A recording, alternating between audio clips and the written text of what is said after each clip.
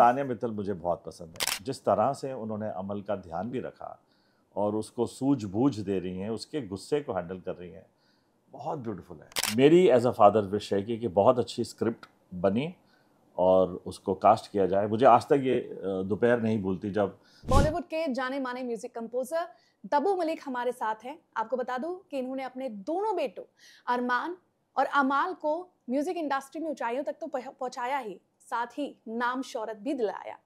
अब इन्हीं के एक बेटे अमाल मलिक बिग बॉस के घर के अंदर हैं। क्या खुराफात कर रहे हैं, उनकी गेम स्ट्रैटेजी क्या है और किस तरह से उन्हें सोशल मीडिया पर आलोचनाओं का सामना भी करना पड़ रहा है, इस पर हम तब्बू मलिक जी से विस्तार से बात करेंगे। Sir, welcome to Dainik Bhaskar. सबसे पहले जानना चाहूंगी कि आपको अमाल की गेम स्ट्रैटेजी कैसी लग रही है? बेसिकली ये जंग उसकी है और वो जो समझ पा रहा है और जो एनालाइज कर रहा है, बिकॉज शुरू में आपने देखा होगा कि उसको अपने पैटर्न को ही वो फॉलो कर रहा था ज़िंदगी। स्टूडियो में वो पूरे रात काम करता है, सुबह 6 बजे तक, और फिर दिन में वो आराम करता है। तो वो उसका पैटर्न था। जब वो बिग बॉस पहुंचा तो उसको वो चीज़ उसके अगेंस्ट चली गई, because he could not actually be awake in the day, and वो स्लीप पैटर्न से फाइट कर रहा था। And by the time he understood कि नहीं, कुछ गड़बड़ हो रहा है। और दूसरा, उसको शायद ये समझ नहीं आ रहा है कि बहुत सारी बातें जो वो समझ रहा है कि उसकी पर्सनल है, वो पब्लिक है, किसी कोने में बैठा है। आई थिंक वो साइकोलॉजी, अगर बहुत सारे थॉट हर इंसान में, हर कैरेक्टर में, आप में, मुझ में, हमारे अंदर जो साउंड होते हैं या आवाज़ें होती हैं, ज़रूरी नहीं है कि वो हम पब्लिक प्लेटफॉर्म में जाके बोलें, लेकिन हम सबके माइंड में, माइंडसेट्स में बहुत सारी ऐसी चीज़ें होती हैं जो हम सोचते हैं, और उस चीज़ का एनालिसिस शायद वो नहीं कर पा रहा है कि ये भी बातें पब्लिक देख रही है, ये भी सोच रही हैं। और एट द सेम टाइम उसको ये महसूस हुआ कि शायद उसकी गेम बहुत सॉफ्ट हो रही है और लेज़ी हो रहा है वो। तो जब कैप्टन बना तो उसको ऐसा लगा, और जब अचानक से एक्टिव रहा, और कैप्टन बनने के लिए मैं आपको कहता हूँ कि उसके ऊपर इस तरह के जो प्रेशर्स आए, उसके बावजूद वो खेला, उसने उस चीज़ को हैंडल किया। एंड बहुत डिफ़िकल्ट होता है, मतलब कि सडनली आप एक स्कूल एटमॉस्फेयर में आ जाते हैं जहाँ इतने नए लोगों के साथ आप डील कर रहे हैं, इतने डिफरेंट इमोशंस के साथ डील कर रहे हैं। तो मैंने बहुत क्लोजली ऑब्जर्व किया उसको, तो मुझे ऐसा लग रहा है कि वो नहीं कुछ बातें समझ पा रहा है, और जो कुछ समझ पा रहा है उसको वो लेके जा रहा है अपने लेवल पे, और उसकी पर्सनालिटी कहीं छुप नहीं रही है। वो दिख रहा है कि वो कैसा, अब लोग उसको दोगला कोई कह रहा है, कोई उसको नाम ले रहा है उसके बारे में कि चुगली मास्टर भी हाँ, षड्यंत्र रच रहा है। तो मुझे नहीं लगता कि उसकी एनालिसिस, सेल्फ एनालिसिस कुछ हो रही है, जो जैसा वो रियलिटी जैसे आप देख रहे हैं कि आपके सामने गौरव है, तो वो बहुत सुलझा हुआ चल रहा है, बहुत ऑब्जर्व कर रहा है, लेकिन शायद बिग बॉस वो शो नहीं है। यहाँ पर तूफान मचाने वाले लोग चाहिए, rumble in the bronze, aggression, और शायद यही इस गेम की मतलब यूएसपी भी है। हाँ, DNA। अच्छा, अगर आपको मौका मिले बिग बॉस घर में जाने का और अमाल से 1-to-1 बात करने का, आप उन्हें कोने में लेकर जाएंगे, बात करेंगे, तो क्या पहली 2 एडवाइस आप एज अ फादर उन्हें देना चाहेंगे? एक सिंपल चीज़ तो ये है कि वैसा होने ही वाला है कि मैं तो जाऊंगा ही, अगर मुझे बुलाएंगे तो आई एम वेटिंग। लेकिन अगर नहीं हुआ तो मैं उसका कुछ नहीं कर सकता, लेकिन मैं डेफिनेटली कोशिश करूंगा। मैं एक ही उसको ट्वीक देना चाहता हूँ कि एग्रेशन ठीक है, चीखना चिल्लाना ठीक है, अपनी मैनिपुलेशन ठीक है, लेकिन कहीं कोई ऐसी चीज़ें बोलने से जो अंडर द बेल्ट हैं।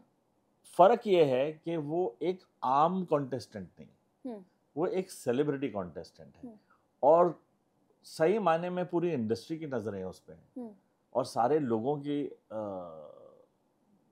कमेंट्स चल रहे हैं। तो जनता जो बोलेगी वो तो सच होता ही है, उनके अपने अपनी प्रतिक्रिया होती हैं और अपने अपने स्टाइल्स होते हैं। कुछ लोग नेगेटिव पीआर भी करना चाहते हैं कि भैया गिराओ गिराओ गिराओ, ये बहुत ज़्यादा इसका नाम हो रहा है। तो वो सब चीज़ें एक अपनी जगह पे हैं, लेकिन मैं as a father I would definitely advice कि कहीं भी कोई एक ऐसी पर्सनल कमेंट या कोई पर्सनल चीज़ नहीं होनी चाहिए जिसका लोग गलत इस्तेमाल हाँ, उसको इस्तेमाल करेंगे लोग कि तो वो नहीं होना चाहिए। मैं भी बहुत कंफ्यूज हो गया, बिकॉज मुझे ऐसा कभी मैंने सामना किया नहीं अपनी लाइफ में ना, क्योंकि बिग बॉस आप बताइए 19 ईयर्स से है, मुझे कोई मेमोरी नहीं है कि कभी ऐसा शो मैंने पूरा देखा था। मुझे एक ही चीज का याद है, और वो याद था जब वो सिद्धार्थ शहनाज वाला जो था, वो एक बिग बॉस था जिसने मुझे बहुत, बिकॉज उस कैरेक्टर से मुझे प्यार हो गया था, सिद्धार्थ शुक्ला, और उस आदमी ने मुझे उस शो के अंदर लेके गया। उसके बाद 19 में मैं जुड़ा हूँ बिकॉज ऑफ अमल। और अगर मेरा अनबायस्ड व्यू में अगर कहूँ तो मुझे अमल एक यूनिक कैरेक्टर लग रहा है, एक ऐसा कैरेक्टर लग रहा है अक्रॉस द बोर्ड जो अपने आप में एक पर्सनालिटी बन के बाहर आ रहा है। तो चाहे वो नेगेटिव हो, चाहे उसकी ज़बान कहीं जगहों पे नेगेटिव चल रही है, कहीं उसकी सोच गलत चल रही है, लेकिन वो है एक बंदा जो बहुत ही भयंकर सामने आ रहा है। और ये डिस्कवरी मतलब ऐसे टाइम पे हुई है, और मुझे खुशी है कि वो गया बिग बॉस में, बहुत कुछ सीखने को मिलेगा। तो ट्रॉफी के कितने करीब और कितने दूर नजर आ रहे हैं अभी फिलहाल? देखिए, मेरे लिए या अमल के लिए, हम दोनों के लिए ये विनिंग वाली जो क्वेश्चन है वो हमारे माइंड में है ही नहीं। इट इज़ नॉट, मतलब वो हमारे लिए कोई ये टारगेट नहीं है कि अभी हमें जीत के ही आना है, हम जीतेंगे ही। मुझे ऐसा लगता है कि खेल अच्छा खेलें सब, और जो बिग बॉस चाहते हैं उन लोगों से वो सब खेल को खेलें। और जीत हार का तो मुझे, मतलब मैं इनसिक्योर नहीं हूँ कि मेरा बेटा जीते ही या वो ट्रॉफी लेके आए, तो ऐसा कुछ मेरे मन में है नहीं। बट डेफिनेटली वो टॉप 4 टॉप 5 में तो जाएगा ही, वहाँ तक तो पहुँचना ही है उसको। अच्छा, सोशल मीडिया पर एक सवाल है एक लड़की को लेकर। अमाल मलिक का हाल ही में एक वीडियो काफ़ी वायरल हुआ है जिसमें वो अकेले बैठकर किसी को याद कर रहे हैं, और उनका ये साफ कहना है कि अभी फ़िलहाल ये वन साइडेड है और अभी वो मेरी ज़िंदगी में नहीं है, पर शायद मैं उसे बहुत मिस कर रहा हूँ, और मैं अगर घर के बाहर जाऊँगा तो मैं चाहता हूँ कि हमारे बीच जो चीज़ें हों वो म्यूचुअल हो। एक अच्छी कहानी लिखते हैं अब, और वो कहानी का नाम होगा अमल की प्रेम कहानी। और ये प्रेम कहानी पता क्या है, ये हो सकता है कि जैसे आपने मिस्टर इंडिया देखा था, करेक्ट है कि दिखता है लेकिन दिखता नहीं है, पर है नहीं। तो ये जो प्रेमिका है उनकी, वो है नहीं, कहीं किसी को नज़र नहीं आ रही है, उनके मनगढ़ंत बातों में कहीं नज़र आ रही है उनको। तो लेट्स पूरे देश को, पूरे नेशन को ढूंढना चाहिए कि भैया वो कौन है, सब पता लगाओ, पूरी हिस्ट्री निकालो कि भाई कौन है। अनकंडीशनल लव तक कह दिया है उन्होंने। हाँ, इस प्रेम मेरा प्यार एक तरफा। तो मुझे लगता है उसके गाने भी उसी वजह से बन रहे हैं। उसने कभी खूबसूरत सा एक गाना भी गाया है, इतना कुणाल वर्मा का लिखा हुआ एक गीत है जो उसने पूरा गुनगुना दिया है चैनल पे। तो डेफिनेटली कुछ मोहब्बत होगा तभी उसने गाया होगा। लेकिन जहाँ तक हमारा ताल्लुक है, हम लोगों को ये कहानी पता नहीं है, मुझे तो नहीं पता। No idea. अच्छा ठीक है, एक कहानी आपको जरूर पता है जो बिग बॉस, लेकिन ये अपने आप में एक अच्छी कहानी है कि एक बंदा है जो एक बिग बॉस के हाउस में है, लेकिन वो किसी का इंतजार कर रहा है, किसी से प्यार कर रहा है, किसी से एक तरफा प्यार कर रहा है। तो ये एक कमाल की लव स्टोरी, मतलब आफ्टर सैयारा एक नई लव स्टोरी डेवलप हो रही है। जी, the invisible love story. The invisible love story. अच्छा, एक लव स्टोरी जिसके बारे में आपको बखूबी आइडिया है जो बिग बॉस में ही शुरू हुई थी, दैट इज तान्या मित्तल। ये तान्या मित्तल के साइड से कह सकते हैं एक तरफा, क्योंकि तान्या मित्तल बड़ी एडमेंट है इस चीज़ को लेकर कि भाई अगर तू बीमार भी पड़ जाएगा बिग बॉस घर से आने के बाद भी, फिर भी मैं तुझे इलायची वाली चाय ग्वालियर से भिजवाऊंगी, लेकिन भिजवाऊंगी जरूर। देखिए, बाकी लोगों का तो मुझे पता नहीं, मुझे पर तान्या को बहू बनाने की बात की जा रही है। तान्या मित्तल मुझे बहुत पसंद है, और जो उसकी पर्सनैलिटी है, मैं डेफिनेटली चाहूँगा कि जब ये बिग बॉस का शो ख़त्म हो, मैं उनसे डेफिनेटली मिलना चाहूँगा। बिकॉज मुझे रिश्तों के बारे में कुछ कमेंट नहीं करना है, लेकिन उन्होंने पर्सनल लेवल पे मेरा दिल जीता है, मुझे बहुत अच्छी लगी वो। और चाहे लोग जो भी उनके बारे में बोलें, जो भी उनके पास्ट के बारे में बोले या जो भी है, लेकिन मुझे शो के दौरान देखते हुए मुझे बहुत स्नेह हुआ उनकी पर्सनालिटी से, और जिस तरह से उन्होंने अमल का ध्यान भी रखा और उसको सूझबूझ दे रही हैं, उसके गुस्से को हैंडल कर रही हैं, बहुत ब्यूटीफुल है। और ये रिश्ता जो है ना, ये मुझे पता नहीं कि क्या इसका परिणाम होगा या क्या चीज़ होगा, लेकिन बहुत ब्यूटीफुल है, जितना भी है बहुत खूबसूरत है, और मुझे तान्या मित्तल बहुत पसंद है। ये मेरी पर्सनल व्यू पॉइंट है। अच्छा, जब से अमल गए हैं बिग बॉस घर के अंदर, आपके रिश्तों की परतें खुलते जा रही हैं। जिस तरह से वो बहुत बेबाकी से बता रहे हैं कि क्या कुछ डिफरेंसेस आपकी फैमिली में रहे हैं, चाहे आपका और अनु मलिक जी के बीच का डिफरेंसेस हो, या फिर अपने भाई को लेकर, या फिर किस तरह से इंडस्ट्री में उनको वो पहचान नहीं दी गई, इसको बहुत मुखरता से वो बात कर रहे हैं। आपको लगता है कि नहीं, गलती उसमें गलती मेरी है, क्योंकि हमने शायद अपने जीवन में, अपने संघर्ष वाले जीवन में बच्चों के साथ बहुत सारी ऐसी बातें कर दी जो उनके दिल में घर कर गई। और अगर आप मुझे पर्सनली पूछें तो मैं किसी के अगेंस्ट नहीं बोलना चाहता। मैं हूँ ही नहीं, मैं वो कैरेक्टर ही नहीं हूँ। मेरे को अनु मलिक जी भी जानते हैं। मैं मतलब 50 साल से हम भाई हैं। मतलब इसलिए कह रहा हूँ कि जब वो 15 साल के थे और मैं 10 साल का था, उस पॉइंट ऑफ व्यू से लेके आज तक हमारा जो रिश्ता रहा है वो एज ब्रदर्स, वो हमेशा प्यार और मोहब्बत का रहा है। और मेरे दिल में कोई नेगेटिव थॉट था ही नहीं। पर जिस तरह से अमल बता रहे हैं, ऐसा लग हाँ, रहा है वो तो आपकी लाइफ के सबसे बड़े विलन रहे हैं। जब से जिंदगी के अंदर, जब मैं हताश होकर घर आता था और 4 बातें होती थी, तो आप अपने हिसाब से कुछ बोल देते थे कि अरे यार ऐसा लगता है मुझे, ऐसा लगता है, वैसा उसने किया। तो घर की जो डिस्कशन होती है, हमको पता चलता है कि बच्चे नहीं सुन रहे, लेकिन वो ज़िंदगी में चलते चलते चलते वो किस तरह से बच्चों के माइंड में डेवलप होता है। क्योंकि हम डेफिनेटली वो फैमिली से थे, या हम चारों, मैं, ज्योति, अमल, अरमान, जो बहुत बुरा समय हम लोगों ने काटा। एक समय जो लोग मानते नहीं हैं, लेकिन बहुत ज़्यादा। तो बच्चों के दिल में था कि उनके पापा की हार है और पापा की स्ट्रगल बहुत बड़ी है, और कोई नहीं आया उनको मदद करने के लिए, और किसी ने कुछ किया नहीं। तो शायद उनके मन में ये डेवलप हो गई बात कि अगेंस्ट हैं, इन्होंने कुछ हेल्प नहीं किया और मेरे पापा के लिए कुछ नहीं किया। तो बच्चे वो कैरी कर जाते हैं उस चीज़ को। लेकिन वो भी समय के साथ समझ जाएंगे, क्योंकि जब मैंने पिछले 8-10 सालों में सक्सेस देखी और मैंने अपने बच्चों की ये सुपर डुपर सक्सेस देखी और इतना उनके अचीवमेंट्स देखी, तो मुझे इस चीज़ का एनालाइज हुआ कि बहुत सारी चीज़ें सक्सेस के साथ बदल जाती हैं, और आप बहुत सारे रिश्तों से, अपने अपनों से, अपने दोस्तों से कट जाते हैं, एंड उसको हम नेगेटिव तरीके से सोचने लगते हैं। On personal level, as today I am the happiest father, और मुझे कोई नेगेटिविटी में जाना ही नहीं है।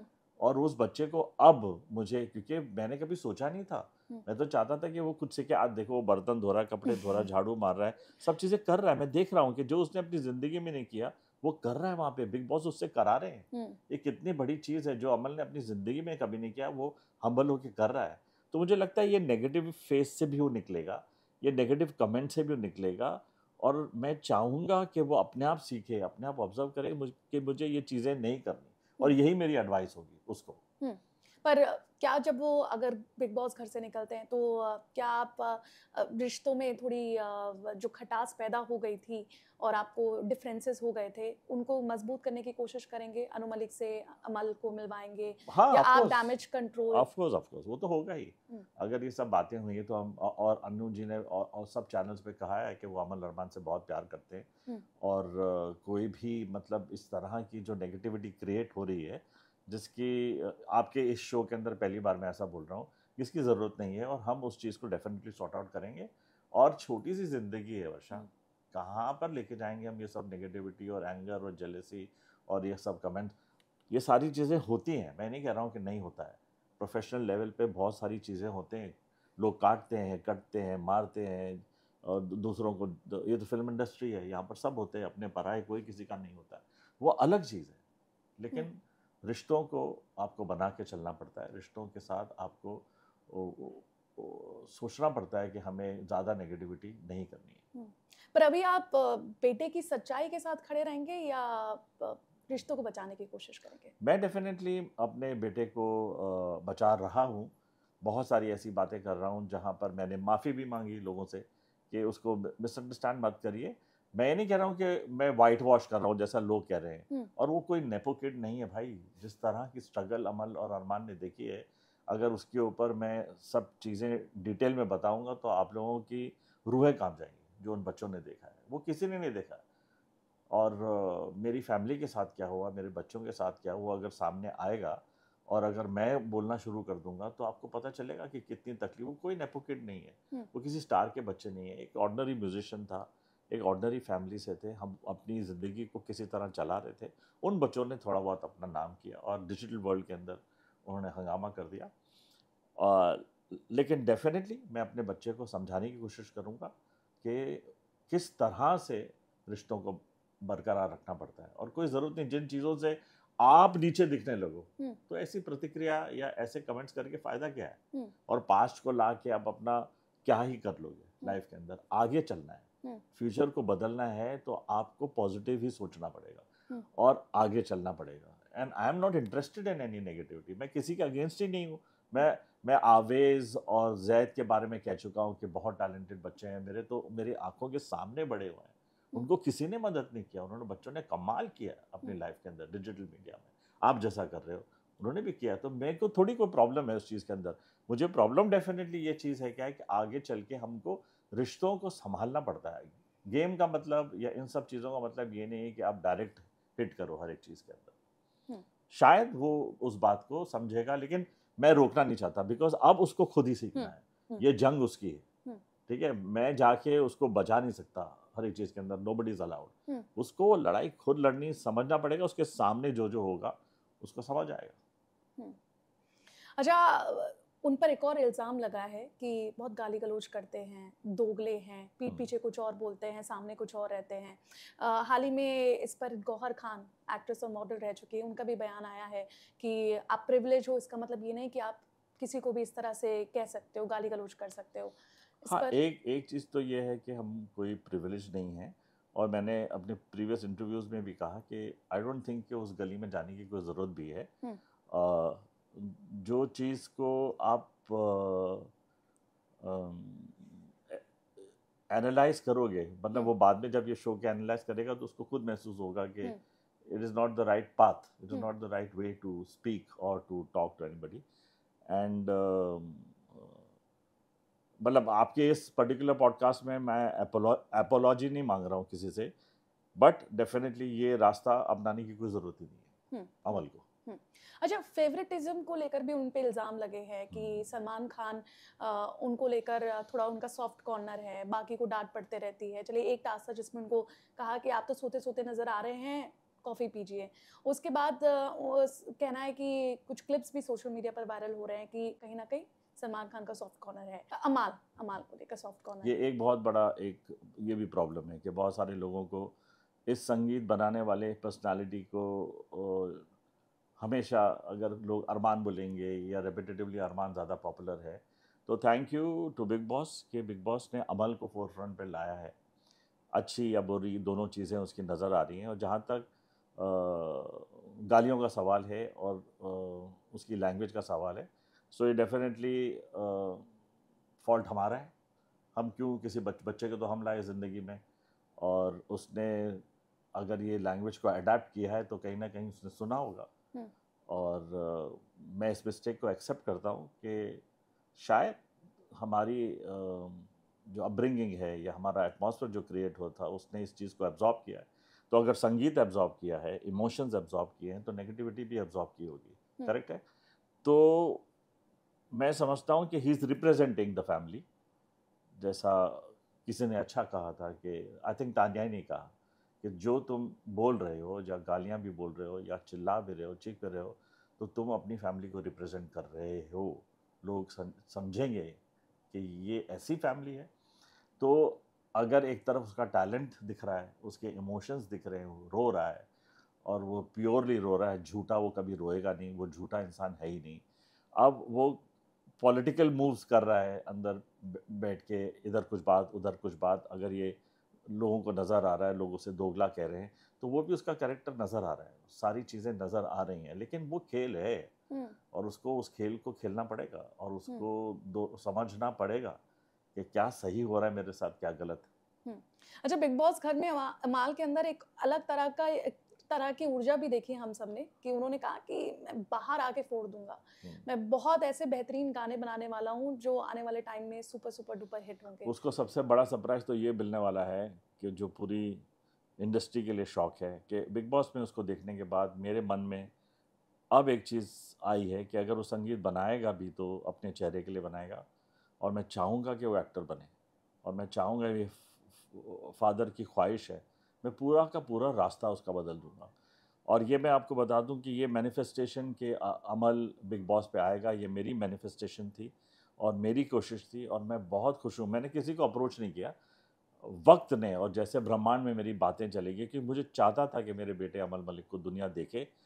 अब वो अच्छा और बुरा रूप दोनों देख रही हैं, पूरी वर्ल्ड, इट्स फाइन। लेकिन उसके अंदर एक मुझे नज़र जो आया, और एक सच्चाई नज़र आई, उसके कैरेक्टर की पूरी एक्सपोजर नज़र आई, अच्छा बुरा सब कुछ नज़र आ रहा है।